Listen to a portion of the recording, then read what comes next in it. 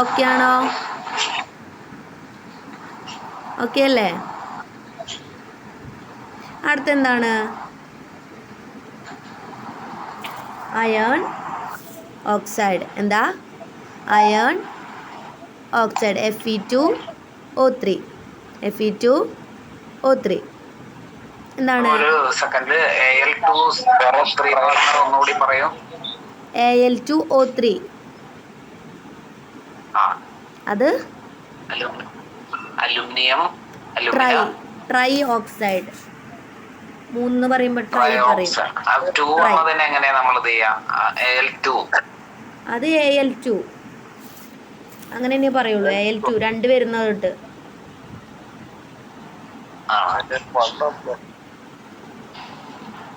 Al aluminium എന്താണ്? Al ആണ് അല്ലേ? മൂലകങ്ങളെ പറയുമ്പോൾ കാൽസ്യം Ca. അത് കെമിക്കൽ റിയാക്ഷൻ്റെ ഇതിൽ വരുന്നതാണ്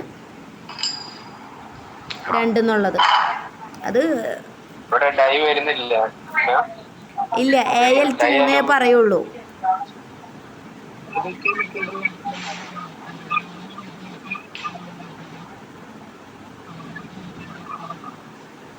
Al2O3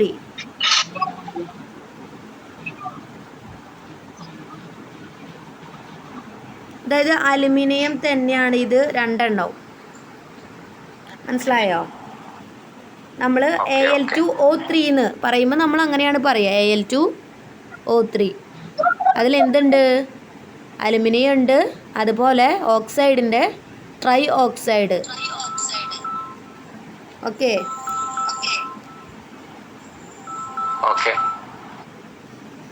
അതെന്തിനു വേണ്ടിയിട്ടാ? സിമെൻറ്റ് പെട്ടെന്ന് സെറ്റിംഗ് ആവാൻ വേണ്ടിയിട്ട്. Helps it set quickly. Cement പെട്ടെന്ന് സെറ്റിംഗ് ആവാനായിട്ടാണ് നമ്മൾ എന്ത് യൂസ് ചെയ്യുന്നത്? അലുമിന യൂസ് ചെയ്യുന്നത്. ഓക്കെ. അടുത്തെന്താണ്? Iron oxide. എന്താ അയൺ ഓക്സൈഡ്?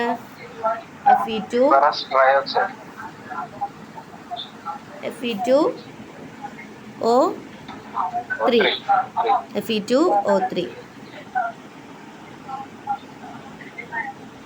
എന്താണ്? an ingredient that gives cement its color and makes it stronger and harder. ഈ അയൺ ഓക്സൈഡ് എന്തിനു യൂസ് ചെയ്യുന്നത്?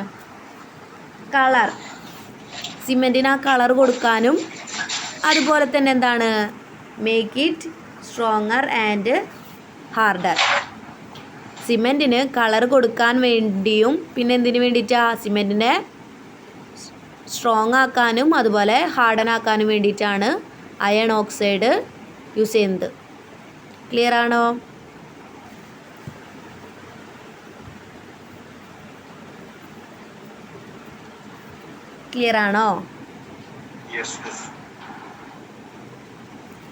അടുത്തെന്താണ്?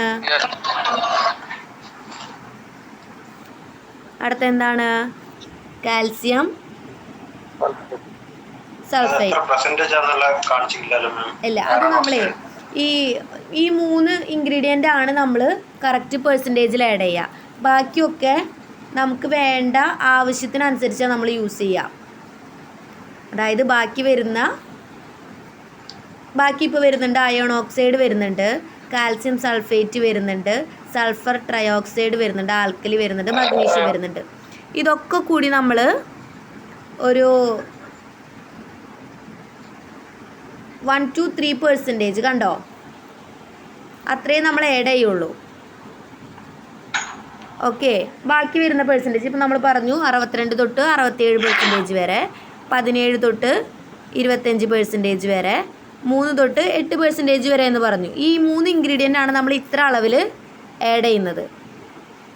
മനസ്സിലായോ? ബാക്കിയൊക്കെ നമുക്ക് വേണ്ട അളവിലാണ് ആഡ് ചെയ്യുക. അതായത് നമുക്ക് ഡിഫറെൻറ്റ് ടൈപ്സ് ഓഫ് സിമെൻറ്റുകൾ വരുന്നുണ്ട്. മനസ്സിലായോ? ഒരു ടൈപ്പ് സിമെൻ്റ് അല്ല, ഡിഫറെൻറ്റ് ടൈപ്സ് സിമെൻറ്റ് വരുന്നുണ്ട്. അപ്പോൾ അതിനനുസരിച്ചിട്ടായിരിക്കും നമ്മൾ എന്ത് ചെയ്യുക? ഈ ഇൻഗ്രീഡിയൻസ് ആഡ് ചെയ്ത് കൊടുക്കുക. ഓക്കെ. ഈ 3 കാര്യങ്ങളാണ്, അതായത് ലൈം, സിലിക്ക, അലുമിന. ഇതാണ് എന്ത് മോസ്റ്റ് ഇമ്പോർട്ടൻ്റ് ആയിട്ടുള്ള ഇൻഗ്രീഡിയൻസ്. അതാണ് നമ്മൾ ഈ പെർസെൻറ്റേജിൽ ആഡ് ചെയ്ത് കൊടുക്കുക. ഓക്കെ, ബാക്കിയൊക്കെ നമ്മൾ വരുന്നത് ബാക്കിയുള്ള പെർസെൻറ്റേജിൽ ഒരു കുറച്ച് മാത്രം അയൺ ഓക്സൈഡ് ആഡ് ചെയ്ത് കൊടുക്കും. അതുപോലെ കാൽസ്യം സൾഫേറ്റ് കുറച്ച് ആഡ് ചെയ്ത് കൊടുക്കും. അങ്ങനെയാണ് ചെയ്യുക. Sulphur try oxide, alkali, magnesium. കണ്ടോ 1 to 3% മൊത്തം കൂടി 1 to 3% നമ്മൾ ആഡ് ചെയ്ത് കൊടുക്കുകയുള്ളൂ. ഓക്കെ, അത്രത്തോളം നമുക്ക് ആഡ് ചെയ്ത് കൊടുത്താൽ മതി. ഓക്കെ ആണോ?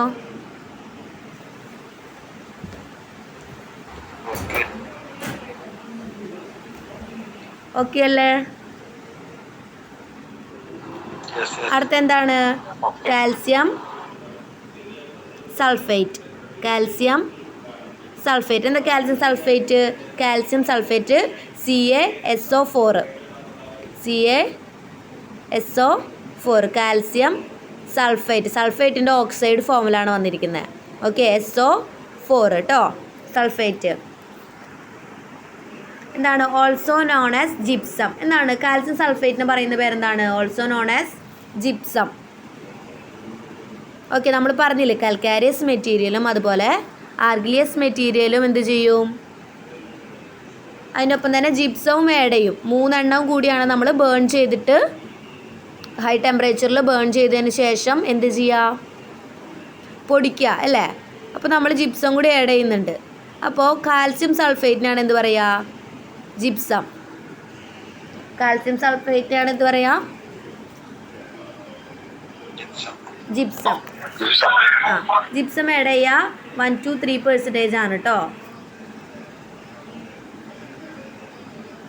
1 to 3%. In this ingredient increases the time it takes for cement to set. Setting ആവാനുള്ള ടൈം കൺട്രോൾ ചെയ്യുന്നത് ആരാ? ജിപ്സം. ഓക്കെ, നമുക്കിപ്പോൾ അയൺ ഓക്സൈഡിന് എന്താ? കളറും കൊടുക്കുന്നുണ്ട്, സ്ട്രോങ്ങറാണ്, ഹാർഡർ ആക്കുന്നുണ്ട്. അതുപോലെ തന്നെ അലുമിനിയം ചെയ്യുന്ന വേറൊരു പ്രോപ്പർട്ടിയാണ് എന്ത്? സെറ്റിംഗ് ആവാനായിട്ട് ഹെൽപ്പ് ചെയ്യുന്നുണ്ട്. പക്ഷേ അതിനെ കൺട്രോൾ ചെയ്യുന്നത് ആരാ? ജിപ്സാണ്. ജിപ്സത്തിൻ്റെ കണ്ടൻ്റാണ് എന്ത്? സിമെൻറ്റിനെ സെറ്റിംഗ് ആവാനുള്ള ടൈമിനെ കൺട്രോൾ ചെയ്യുന്നത്. എന്താ? ഇനീഷ്യൽ ടൈമും ഫൈനൽ സെറ്റിംഗ് ടൈമും ഉണ്ട്. അതിനെ കൺട്രോൾ ചെയ്യുന്നത് ആരാണ്? ജിപ്സം ആണ്. നമുക്ക് പറയാം അലുമിനിയം ആണ് എന്ത്? സെറ്റിങ്ങിന് ഹെൽപ്പ് ചെയ്യുന്നത്. അതായത് സെറ്റിംഗ് ആവാനായിട്ടുള്ള കാര്യം ചെയ്തു കൊടുക്കുന്നത് ആരാണ്? അലുമിനിയം കണ്ടൻ്റ് ആണ് സെറ്റിംഗ് ആവാൻ, പെട്ടെന്ന് സെറ്റ് ആവാനായിട്ട് ഹെൽപ്പ് ചെയ്യുന്നത്. പക്ഷേ അതിൻ്റെ ടൈമിനെ കൺട്രോൾ ചെയ്യുന്നത് ജിപ്സാണ്. ജിപ്സത്തിൻ്റെ എമൗണ്ട് ആണ് എന്ത്? അതിൻ്റെ ടൈമിനെ കൺട്രോൾ ചെയ്യുന്നത്. ജിപ്സത്തിൻ്റെ എമൗണ്ട് കൂടി എന്ത് പറ്റും? ജിപ്സത്തിൻ്റെ എമൗണ്ട് കൂടിക്കഴിഞ്ഞാൽ എന്ത് പറ്റും? പെട്ടെന്ന് സെറ്റായി പോവും. അങ്ങനെ പെട്ടെന്ന് സെറ്റാവാൻ പറ്റുമോ? പെട്ടെന്ന് സെറ്റാവുന്ന സിമെൻ്റൊക്കെ ഉണ്ട്, ക്യുക്ക് സെറ്റിംഗ് സിമെൻ്റൊക്കെ ഉണ്ട് പെട്ടെന്ന് സെറ്റാവുന്നത്. അപ്പോൾ അവിടെയൊക്കെ ആയിരിക്കും നമ്മൾ എന്ത് ചെയ്യുക? ജിപ്സത്തിൻ്റെ എമൗണ്ട് കൂടുതൽ കൊടുക്കുക ആ സിമെൻറ്റിലൊക്കെ. ഓക്കെ, അതിപ്പോൾ ഇതിനും കൂടുതലാവട്ടോ 1 to 3% കൂടുതലൊക്കെ ആയിരിക്കും അങ്ങനെയുള്ള സിമെൻറ്റിൽ കൊടുക്കുക. ഓക്കെ, ക്യുക്ക് സെറ്റിംഗ് ആയിട്ട് വരുന്നത്, അതുപോലെ അണ്ടർ വാട്ടറിൽ ചെയ്യൂലേ, വാട്ടർ റെസിസ്റ്റിംഗ് ആയിട്ടുള്ളത് അണ്ടർ വാട്ടറിൽ ചെയ്യുന്നത്, അങ്ങനെയുള്ള സിമെൻറ്റിലൊക്കെ നമ്മൾ പെട്ടെന്ന് സെറ്റിംഗ് ആവണം നമുക്ക് അല്ലേ? പെട്ടെന്ന് സെറ്റ് ആവാൻ വേണ്ടിയിട്ടാണ് നമ്മൾ ആ ടൈപ്പ് സിമെൻറ്റൊക്കെ യൂസ് ചെയ്യുന്നത്. അപ്പോൾ അതിൽ ജിപ്സത്തിൻ്റെ എമൗണ്ടൊക്കെ കൂടും. അപ്പോൾ നമ്മൾ പറയുക എന്താണ്? സെറ്റിംഗ് ആവാനായിട്ട് ഹെൽപ്പ് ചെയ്യുന്നത് അലുമിനിയാണ്. പക്ഷേ ജിപ്സം ആണ് എന്ത് ചെയ്യുന്നത്? അതിൻ്റെ സെറ്റിംഗ് ടൈമിനെ കൺട്രോൾ ചെയ്യുന്നത്. അത് കൂട്ടണോ കുറയ്ക്കണോ എന്ന് തീരുമാനിക്കുന്നത് ജിപ്സത്തിൻ്റെ പ്രോപ്പർട്ടിയാണ് അല്ലേ? ജിപ്സം ആണ് അത് തീരുമാനിക്കുക. ജിപ്സത്തിൻ്റെ എമൗണ്ട് എത്രത്തോളം ജിപ്സത്തിൻ്റെ എമൗണ്ട് ഉണ്ടെന്ന് നോക്കിയിട്ടായിരിക്കും അതിൻ്റെ സെറ്റിംഗ് ടൈം പറയാം. ഓക്കെ, ക്ലിയർ ആണോ? ഇപ്പോൾ അലുമിനിയവും അതുപോലെ കാൽസ്യം സൾഫേറ്റും അതായത് ജിപ്സവും തമ്മിൽ ബന്ധമുണ്ട് കേട്ടോ. അലുമിനിയം സെറ്റിങ്ങിനെയാണ് ഹെൽപ്പ് ചെയ്യുന്നത്, ആ സെറ്റിങ്ങിൻ്റെ ടൈമിനെ കൺട്രോൾ ചെയ്യുന്നത് ആരാണ്? ജിപ്സം. ഓക്കെ, ക്ലിയർ അല്ലേ? അത് ഈ അലുമിനിയം ജിപ്സം തമ്മിലുള്ള ഡിഫറൻസ് മനസ്സിലായില്ലേ? നിങ്ങൾക്ക് തോന്നും ഇപ്പോൾ സെറ്റിങ്ങിന്, സിമെൻറ്റിൻ്റെ സെറ്റിങ്ങിന് തന്നെയാണ് രണ്ടും പറയുന്നത്. പക്ഷേ അലുമിനിയം സെറ്റിങ്ങിനെ ഹെൽപ്പ് ചെയ്യുമ്പോൾ ജിപ്സം എന്താ ചെയ്യുന്നത്? ആ സെറ്റിങ്ങിൽ നിന്ന് എടുക്കുന്ന ടൈമിനെ കൺട്രോൾ ചെയ്യാണ്. കൂട്ടണോ കുറയ്ക്കണോ എന്ന് തീരുമാനിക്കുന്നത് ആരാണ്? ജിപ്സത്തിൻ്റെ എമൗണ്ടാണ്.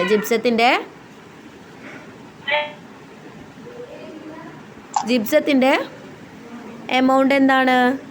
കൂടിക്കഴിഞ്ഞാൽ പെട്ടെന്ന് സെറ്റിംഗ് ആവും, എമൗണ്ട് കുറഞ്ഞു കഴിഞ്ഞാൽ സെറ്റിംഗ് ടൈം കൂടും. അതായത് ഇനീഷ്യൽ സെറ്റിംഗ് ടൈം ഉണ്ട്, ഫൈനൽ സെറ്റിംഗ് ടൈം ഉണ്ട്.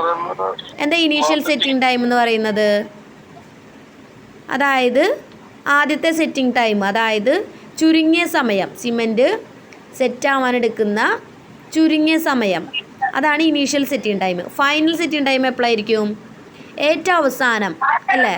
ഏറ്റവും കൂടുതലുള്ള സമയം, അത് സെറ്റാവാനായിട്ട് എടുക്കുന്ന ടൈം, അതാണ് എന്ത്? Final setting time. ഓക്കെ, അതിന് നമ്മൾ നീഡിൽ ടെസ്റ്റൊക്കെ യൂസ് ചെയ്യും, കണ്ടിട്ടുണ്ടോ? വിക്കറ്റ് അപ്പാരറ്റസ് വിത്ത് നീഡിൽ ടെസ്റ്റാണ് നമ്മൾ ചെയ്ത് നോക്കുക, ഈ സെറ്റിംഗ് ടൈമൊക്കെ നോക്കാനായിട്ട്. ഫൈനൽ സെറ്റിംഗ് ടൈം, അതുപോലെ ഇനീഷ്യൽ സെറ്റിംഗ് ടൈം. ക്ലിയർ ആണോ?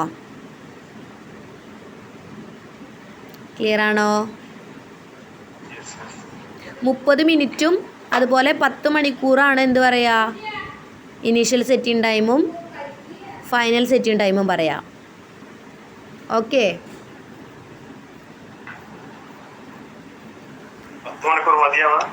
എന്താ? ആ, ശരിക്കും അങ്ങനെയാണ് പറയുക. പക്ഷെ കൂടുതൽ എമൗണ്ട് ഒക്കെ ഉണ്ടാവുമ്പോൾ കൂടും.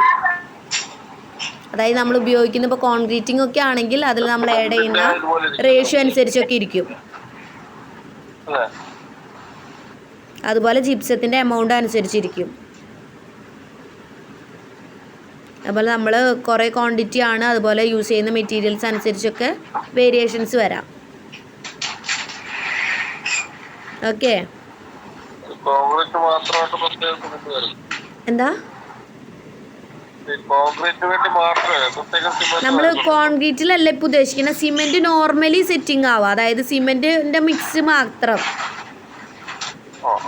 അതായത് ഒരു സിമെൻറ്റ് നമ്മൾ വെള്ളത്തിൽ കുഴച്ച് വെക്കുമ്പോഴുള്ള ആ ഒരു ഇതിനാണ് പറയുന്നത്. അതാണ് സിമെൻറ്റിൻ്റെ സെറ്റിംഗ് ഉദ്ദേശിക്കുന്നത്. അല്ലാതെ കോൺക്രീറ്റിങ്ങും മോട്ടാറൊന്നും നിങ്ങൾ മൈൻഡിൽ കൊണ്ടുവരരുത്. എന്താ പറയുന്നത്?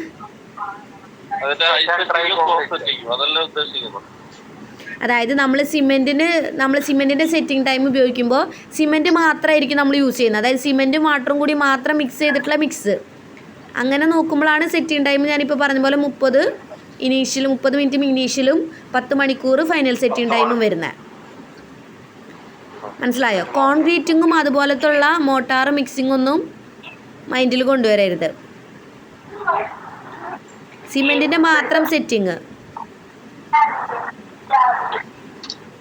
ഓക്കെ, എന്താ?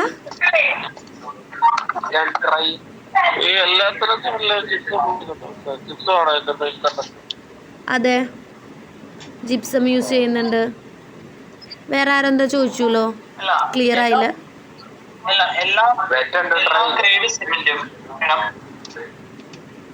ഗ്രേഡിനെ കുറിച്ചൊക്കെ നമ്മൾ പഠിക്കുന്നുണ്ട് അടുത്ത പോർഷനിൽ.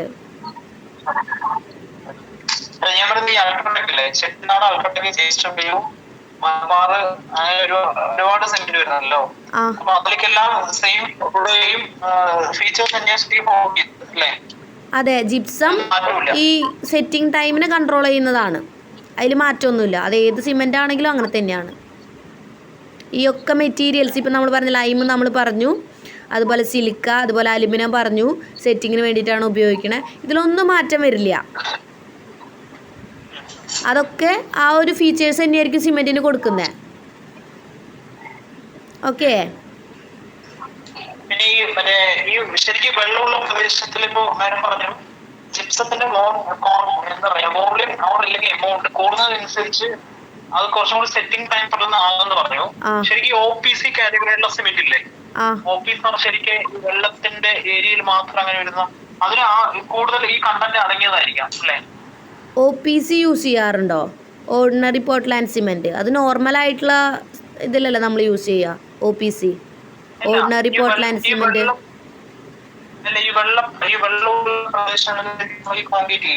അതിൽ നമ്മൾ ചെയ്യുക കൂടുതൽ ക്വിക്ക് സെറ്റിംഗ് സിമെൻറ്റ്, അതുപോലെ എന്താ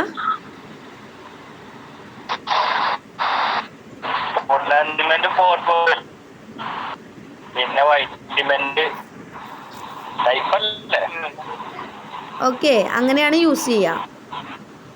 അതായത് അതിൻ്റെ ഫീച്ചേഴ്സ് നമ്മൾ പെട്ടെന്ന് ക്വിക്ക് സെറ്റിംഗ് ആവുമെന്ന് പറയുമ്പോൾ അതിൽ എന്തായാലും ജിപ്സത്തിൻ്റെ എമൗണ്ട് കൂടുതലുണ്ടായിരിക്കും. അതാരാണൊന്ന് മ്യൂട്ടാക്കൂ. അടുത്ത നോക്കാം, എന്താണ് സൾഫർ ട്രയോക്സൈഡ്, SO3.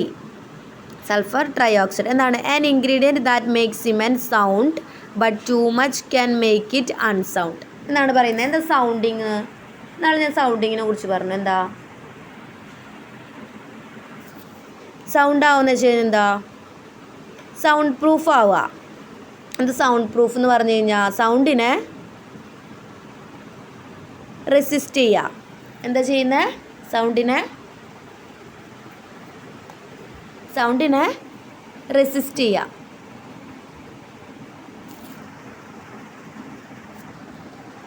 സ്ക്രീൻ പോയോ?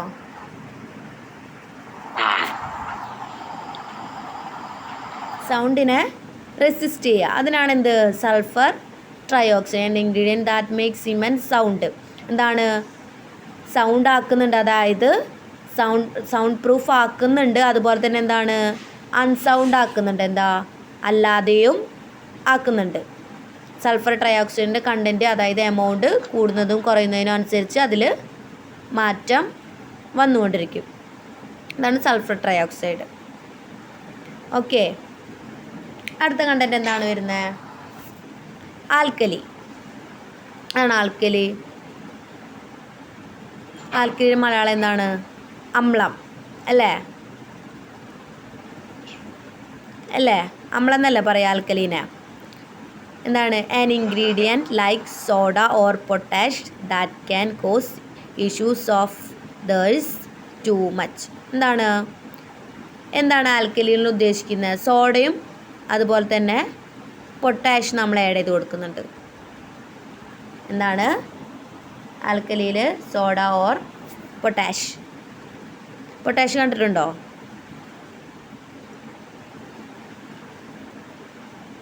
Potassium, potash. ആ, അതന്നെ.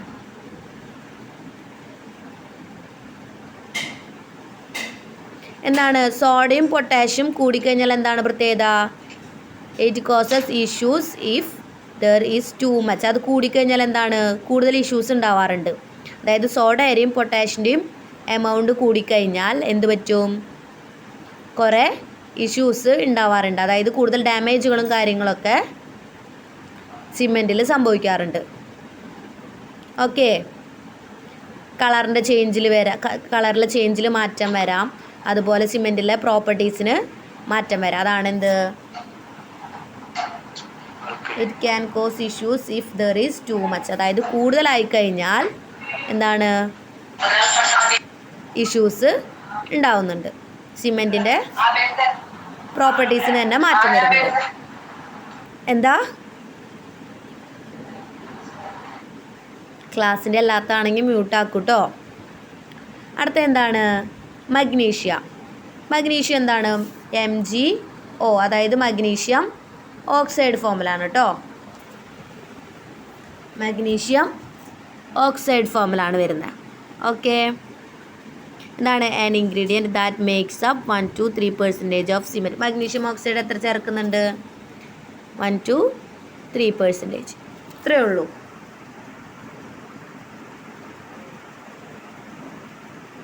ഒരു 8 എന്തുണ്ടായിരിക്കും? ഒരു 8 എണ്ണം, 8 ഇൻഗ്രീഡിയൻസ്. ഏതൊക്കെയാ? Lime, silica, alumina, iron oxide, calcium sulphate, പിന്നെന്താ sulphur trioxide, alkali and magnesia. Clear ആണോ? ക്ലിയർ അല്ലേ? അടുത്ത എന്താണ് നമ്മൾ പഠിക്കാൻ പോകുന്നത്? ഗ്രേഡ്. എന്താ ഗ്രേഡ്? ഓരോ ഗ്രേഡ് ഉണ്ട് അല്ലേ? First grade, second grade and third grade. 3 grade പറയുന്നുണ്ട്, 3 ഗ്രേഡ്സ് ആണ് പറയുന്നത്. സിമെൻറ്റിന് നോർമലി 3 ഗ്രേഡ്സ് ആണ് പറയുന്നത്. എന്താണ് ഫസ്റ്റ് ഗ്രേഡ്? ഏതാണ്? 33 ഗ്രേഡ്. എന്താണ് 33 ഗ്രേഡ്? ഇതിൽ സ്പെല്ലിങ് തെറ്റുണ്ട് കേട്ടോ. ഗ്രേഡ് GRADES ആണ് കേട്ടോ. താഴത്തുള്ളതൊക്കെ ശരിയാണ്, ഫസ്റ്റത്തിൽ മാത്രം. എന്താ സ്ക്രീൻ ബുദ്ധിമുട്ടുണ്ടോ? സ്ക്രീൻ ഉണ്ടല്ലോ. അപ്പം റേഞ്ചിന് എന്തെങ്കിലും പ്രശ്നമാവും കേട്ടോ, ഒന്ന് ചെക്ക് ചെയ്യൂ. നോക്കാം. 3 ഗ്രേഡ്സ് ആണ് വരുന്നത്. എന്താണ്? 3 ഗ്രേഡുകളാണ് വരുന്നത്. എന്താണ് ഫസ്റ്റ് ഗ്രേഡ്? ഏതാണ്? 33 ഗ്രേഡ്. സെക്കൻഡ് ഗ്രേഡ് എന്താണ്? 43 ഗ്രേഡ്. And third 53 grade. എല്ലാം 3 ആയതുകൊണ്ട് ഓർത്ത് വയ്ക്കാൻ എളുപ്പം. ഒന്ന് 33, പിന്നെന്താ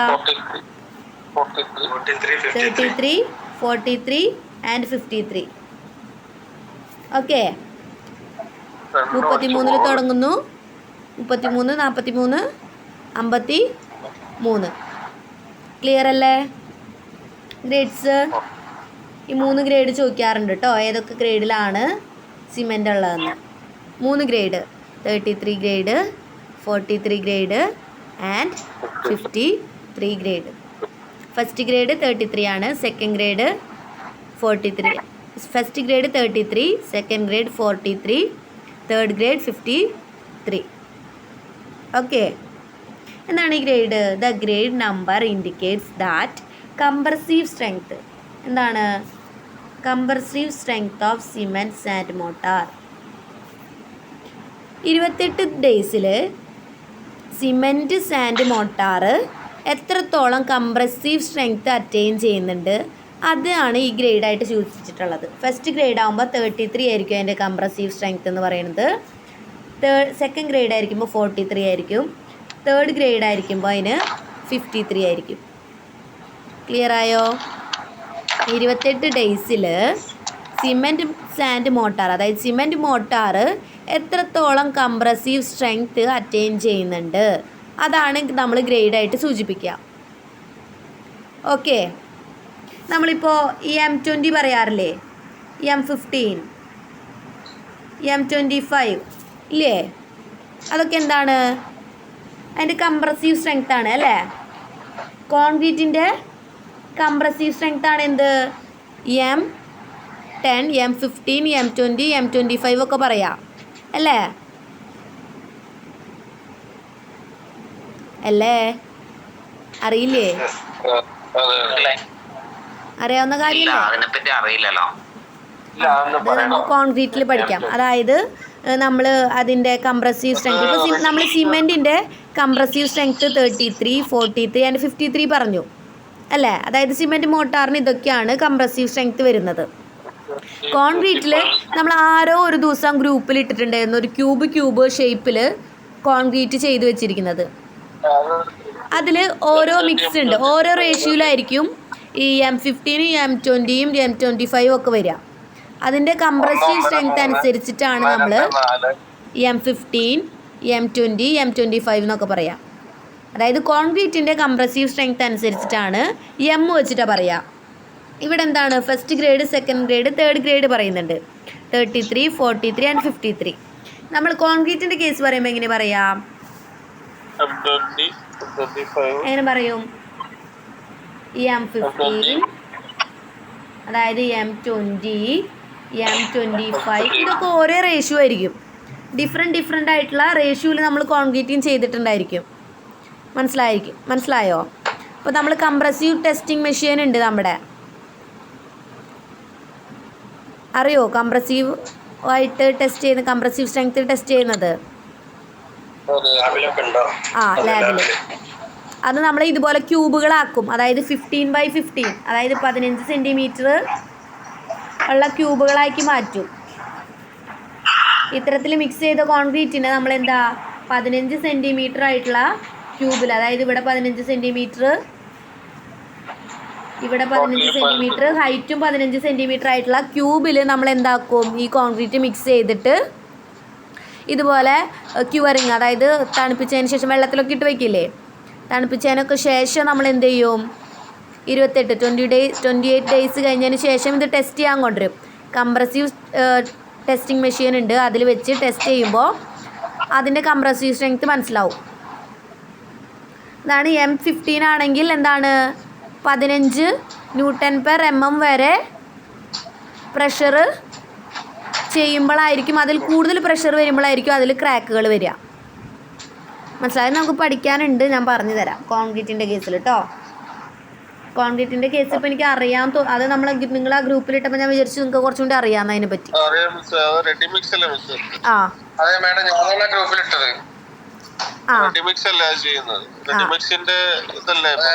അത് നമ്മൾ ടെസ്റ്റ് ചെയ്യാൻ വേണ്ടിയിട്ടാണ് ഈ ക്യൂബുകളിലാക്കിയിട്ട് വെക്കുക. അതങ്ങനെയല്ലേന്ന് ടെസ്റ്റ് ചെയ്യാനായിട്ട്. നമ്മൾ ഈ ഗവൺമെൻറ്റിന് വർക്കൊക്കെ ചെയ്യുമ്പോൾ ഈ കോൺട്രാക്ടേഴ്സ് ഇല്ലേ, കോൺട്രാക്ടേഴ്സ് ഇതിനൊക്കെ പറയാം 15 ഇതാണെന്നൊക്കെ പറയും. അപ്പോൾ നമ്മളത് ടെസ്റ്റ് ചെയ്യാനായിട്ട്, അതായത് ഗവൺമെൻറ് അത് ടെസ്റ്റ് ചെയ്യാനൊക്കെ ആയിട്ട് എന്ത് ചെയ്യും, ആ റേഷ്യോയിലായിരിക്കും. ആ, അതിന് ഓരോ റേഷ്യോകളുണ്ട്.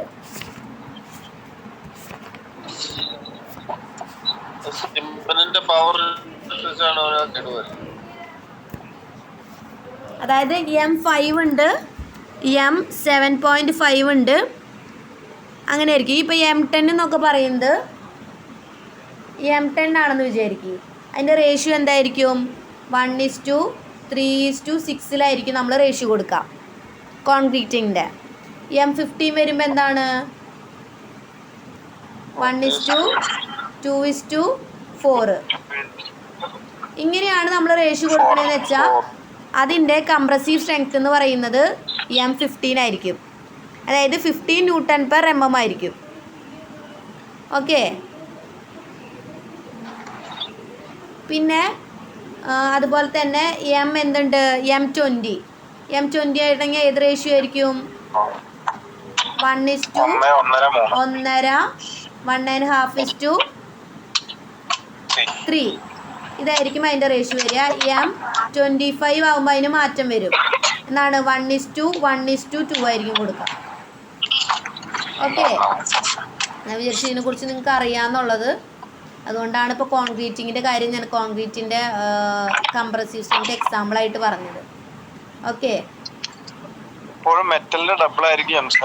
ആ,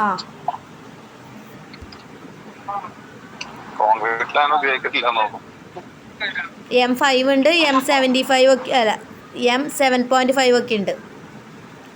ഓക്കെ. അപ്പം നമുക്ക് നോക്കാം. ഗ്രേഡ് പറയുന്നത് നമ്മളെങ്ങനെയാണ് 33 എന്നൊക്കെ പറയാനുള്ള കാരണം എന്താണ്, സിമെൻറ്റ് മോട്ടാർ 28 ദിവസത്തിൽ അറ്റൈൻ ചെയ്യുന്ന, അതായത് കൈവരിക്കുന്ന കംപ്രസീവ് സ്ട്രെങ്ത്തിൻ്റെ അളവാണ് 33 എന്ന് പറയുന്നത്, ഫസ്റ്റ് ഗ്രേഡൊക്കെ ആണെങ്കിൽ. ഓക്കെ. ഡൗട്ട് വെച്ചോട്ടെ, 28 ദിവസമാണ് ഒരു കോൺക്രീറ്റിന്റെ കാലാവധി സ്ട്രെങ്ത് ആർജിക്കാനുള്ള സമയം. അതെ, ടെസ്റ്റ് ചെയ്യാനായിട്ട് നമ്മൾ 28 ദിവസമാണ് പറയാം. 28 ദിവസം കഴിഞ്ഞിട്ടാണ് അത് എടുക്കുള്ളൂ. അപ്പൊ ഒരു കോൺക്രീറ്റ് ചെയ്ത് കഴിഞ്ഞാൽ 28 ദിവസം അതിന് സെറ്റിംഗ് പവർ ഉണ്ടായിരിക്കുന്നു. ആ 28 ദിവസത്തിൽ നമ്മൾ ക്യൂറിംഗ് ഒക്കെ ചെയ്തു കൊടുക്കണം. അതാണ് ഞാൻ പറഞ്ഞത് അന്ന് നമ്മൾ മെയിൻ ആയിട്ടുള്ള റൂഫിംഗ് ഒക്കെ ചെയ്തതിന് ശേഷം, കോൺക്രീറ്റിങ് ചെയ്തതിന് ശേഷം 28 ദിവസം നമ്മൾ അങ്ങനെ ചെയ്യണം എന്നുള്ളത്. ശരിക്കും അതിൻ്റെ സ്ട്രെങ്ത്ത് എത്രത്തോളം ഉണ്ടെന്ന് അറിയണമെങ്കിൽ അത് 28 ദിവസം ആവണം. അതിനാണ് ഞാൻ പറഞ്ഞത് മാക്സിമം അതിൻ്റെ സ്ട്രെങ്ത്ത് അറ്റൈൻ ചെയ്യാനായിട്ട് ഏറ്റവും മാക്സിമം ഏത് കോൺക്രീറ്റിങ്ങിനായാലും ഏറ്റവും മാക്സിമം അതിൻ്റെ സ്ട്രെങ്ത്ത് അത്രയും പീക്ക് ലെവലിൽ എത്തണമെന്നുണ്ടെങ്കിൽ 28 ദിവസം ആവണം.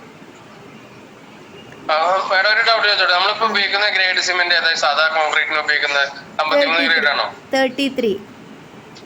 33. ഓക്കെ. ഓക്കെ, ഇതാണ് അപ്പൊ ഗ്രേഡിനെ കുറിച്ച് പറയാനുള്ളത്. അത് ഇൻഡിക്കേറ്റ് ചെയ്യുന്നത് വന്നിരുന്നല്ലോ എന്താ? സിമെന്റ് നേരത്തെ 53 ഗ്രേഡ് പ്രിന്റ് ചെയ്ത് വന്നിരുന്നു, ഇപ്പൊ വരുന്നില്ല. ആ,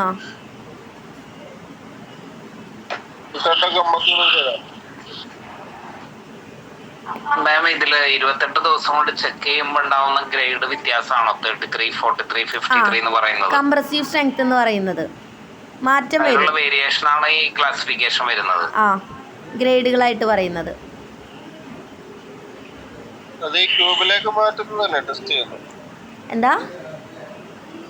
ക്യൂബാക്കി മാറ്റുന്നതല്ലേ ടെസ്റ്റ് ചെയ്യുന്നത്? അത് കോൺക്രീറ്റിന്റെ ആണ് ക്യൂബായിട്ട് ടെസ്റ്റ് ചെയ്യുന്നത്.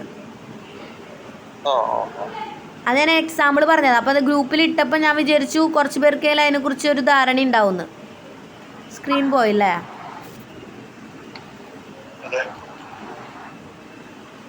അപ്പോൾ പിന്നെ വരുന്നത് ഫീൽഡ് ടെസ്റ്റ് ഒക്കെയാണ്. ഞാനാണ് ഇട്ടത്. അത് അവിടെ ഒരു PWD ഒരു കോൺക്രീറ്റ് വർക്ക് നടന്നിരുന്നു. അപ്പൊ അവര് സാമ്പിൾ കളക്ട് ചെയ്യുന്നു. സാമ്പിള്, അതായത് ആ കോൺക്രീറ്റിന്റെ സാമ്പിൾസ് കളക്ട് ചെയ്ത് അവർ ടെസ്റ്റ് ചെയ്ത് നോക്കും. അതായത് അവരുടെ റേഷ്യോ കറക്റ്റ് ആണെങ്കിൽ ഇത്രത്തോളം കംപ്രസീവ് സ്ട്രെങ്ത് വേണം, കംപ്രസീവ് സ്ട്രെങ്ത് ആവശ്യം വേണം എന്നുള്ളത് നമുക്കറിയാലോ. ഇപ്പോൾ നമ്മൾ പറഞ്ഞ പോലെ അവർ ചെയ്യുന്ന റേഷ്യോ 1:3:6 ഒക്കെ ആണെങ്കിൽ എത്ര വേണം? M10 വേണ്ടേ? അതായത് അതിൻ്റെ കംപ്രസീവ് സ്ട്രെങ്ത് എന്ന് പറയുന്നത് 10 Nm² ആയിരിക്കണം. അങ്ങനെ അല്ലാന്നുണ്ടെങ്കിൽ അവർ ചെയ്തേക്കുന്ന റേഷ്യോ തെറ്റാണ്. അവർ ഉഡായിപ്പ് കാണിച്ചിരിക്കുക, അതായത് ആ മിക്സിങ്ങിൽ. മനസ്സിലായോ? അതിനവർ ടെസ്റ്റ് ചെയ്യാനാണ് ആ ക്യൂബായിട്ട് വെക്കുന്നത് ഓരോ റേഷ്യോനും, എന്നിട്ട് ടെസ്റ്റ് ചെയ്യും. ഓക്കെ, അത് വെച്ചാലും ഓർച്ചാല് സൈൻ ചെയ്തിട്ടുള്ളൂ. ആ, ടെസ്റ്റില് ടെസ്റ്റ് ചെയ്യണം. സാധാ രീതി ചെയ്യുന്നത് ഇതുപോലെ ടെസ്റ്റ് ചെയ്യും. എന്താ? സാധാ രീതി ചെയ്യുന്ന മിക്സിങ് ഉണ്ടല്ലോ, സാധാ രീതിയിൽ ചെയ്യുന്ന മിക്സിങ് ഉണ്ടല്ലോ മിഷനിൽ. ക്ലിയർ ആവുന്നില്ല. നമ്മള് ഈ റെഡി മിക്സ് അല്ലാതെ സാധാ രീതിയിൽ മിക്സ് ചെയ്യല്ലോ ഡ്രമ്മിൽ. സാധാരണ രീതിയിൽ ചെയ്യും. അതിന് ഈ ടെസ്റ്റ് ചെയ്യാൻ ടെസ്റ്റ് ചെയ്യും നമ്മൾ. സാധാരണ രീതിയിലാണെങ്കിൽ നമ്മൾ ടെസ്റ്റ് ചെയ്യും. വർക്കാണെങ്കിൽ എന്തായാലും ടെസ്റ്റ് ചെയ്യണം. ആ, അതെന്തായാലും ടെസ്റ്റ് ചെയ്യും. ഫൗണ്ടേഷന്, ലിൻഡർ എല്ലാത്തിനും ടെസ്റ്റ് ചെയ്യും. ഓരോന്നിനും ഓരോ ടെസ്റ്റ് വന്ന് ഓവർസിയർ സൈൻ ചെയ്യും. ഇതുകൊണ്ട് നമ്മൾ കൊടുക്കണം, അവർ സൈൻ ചെയ്തിട്ട് എടുക്കുള്ളൂ. അതായത് അങ്ങനെ അല്ലാതെ സൈൻ ചെയ്ത് കൊടുക്കാനായിട്ട് പാടില്ല.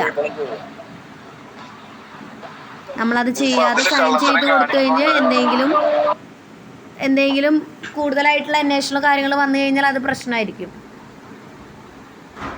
പക്ഷെ ഇതിൽ കള്ളത്തരം കാണിക്കാൻ പറ്റും. നമുക്ക് അതിന് വേണ്ടിട്ട് വേറെ മിക്സ് ചെയ്യാം. അതിന് ടെസ്റ്റിങ്ങിന് വേണ്ടി മാത്രമായിട്ട് അങ്ങനെ കാണിക്കാം. ആ, അപ്പൊ കള്ളത്തരം ചെയ്യുന്നവരൊക്കെ ഉണ്ടല്ലോ ഇതില്. അല്ല, ഇപ്പൊ കോൺക്രീറ്റ് തന്നെ കട്ട് ചെയ്തെടുത്ത് കൊണ്ടുപോയിട്ട് നമ്മൾ ടെസ്റ്റ് ചെയ്യണ്ട. അവര് ഈ റോഡ് ടെസ്റ്റ് ഒക്കെ കണ്ടിട്ടില്ലേ നിങ്ങള്? റോഡിന് ചെയ്ത് എന്നൊരു ഹോൾ ഇങ്ങനെ പിക്ക് ചെയ്തെടുക്കും അവര്, എന്നിട്ടത് നോക്കുന്നത് കണ്ടിട്ടില്ലേ? അതേപോലെയൊക്കെ ടെസ്റ്റ് ചെയ്യണമെങ്കിൽ ടെസ്റ്റ് ചെയ്യാം, അവർക്ക് വേണമെന്നുണ്ടെങ്കിൽ. കള്ളത്തരങ്ങൾ പിടിക്കാനായിട്ട് അങ്ങനെയൊക്കെ ചെയ്യാം.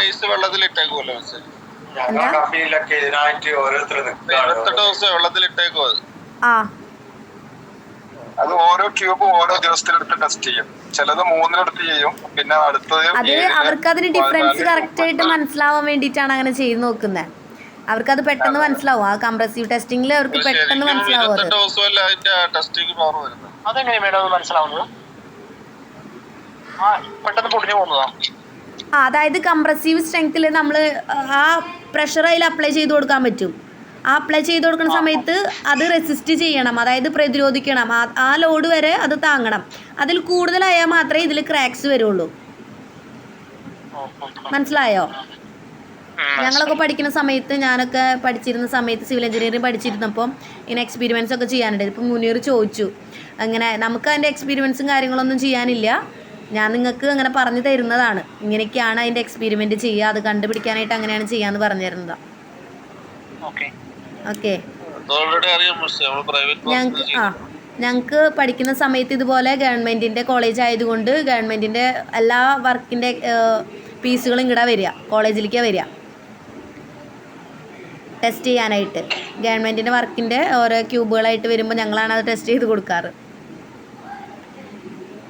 അപ്പോൾ അങ്ങനെയാണ് വരുന്നത് കേട്ടോ. അപ്പോൾ നമുക്ക് അടുത്ത ക്ലാസ്സിൽ ബാക്കി അത് ഡിസ്കസ് ചെയ്യാം. ഓക്കെ.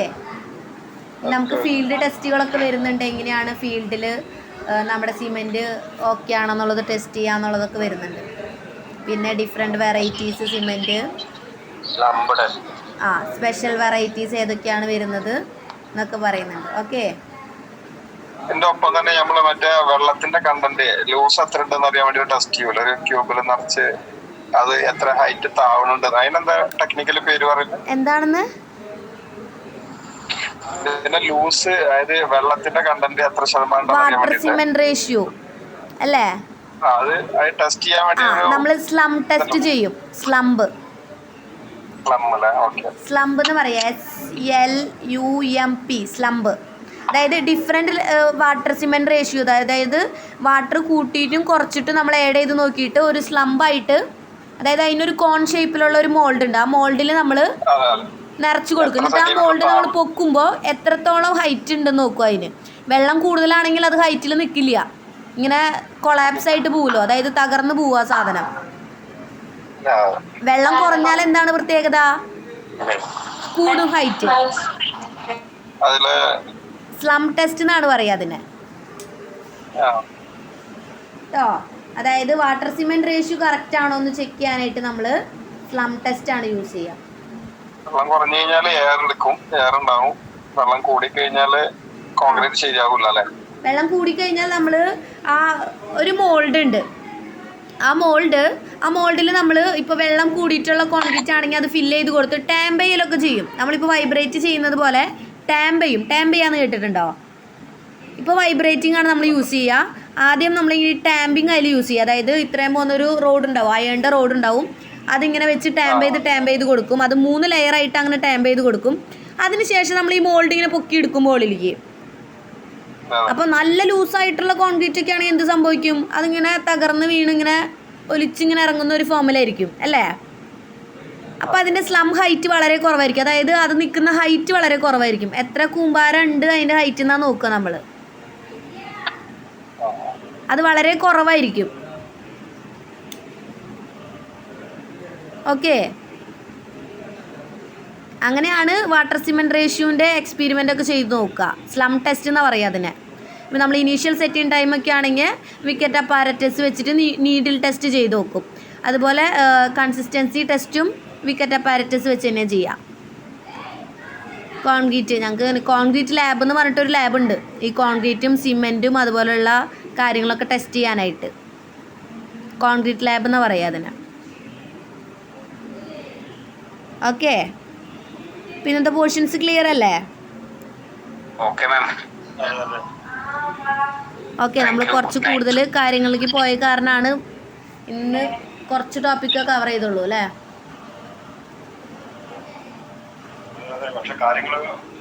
എന്താ?